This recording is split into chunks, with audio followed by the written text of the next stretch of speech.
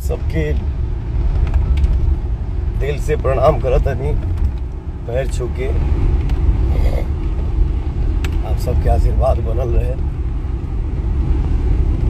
और एक हाथी हम दोबारा लाइव अली हैं कि हमरे नाम की गलत आईडी बना के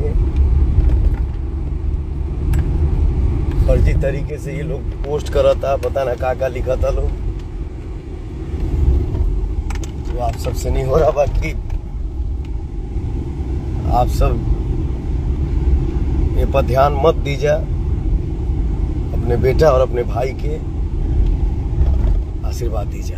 तो भाई पावर स्टार पवन सिंह का वीडियो देखे, फिर से एक बार power star Pawan Singh live आके बोल रहे हैं कि मेरा फेक आईडी बना के कोई गलत न्यूज फैला रहा है लोग, गलत शब्द बोल रहा है लोग। तो भाई लोग पावर स्टार पवन सिंह के खिलाफ जो ऐसा कर रहा है वो नहीं करना चाहिए, क्योंकि भाई लोग अभी पावर स्टार पवन सिंह चुनाव में बिजी है। देखना बाद में जरूर कुछ ना कुछ करेंगे।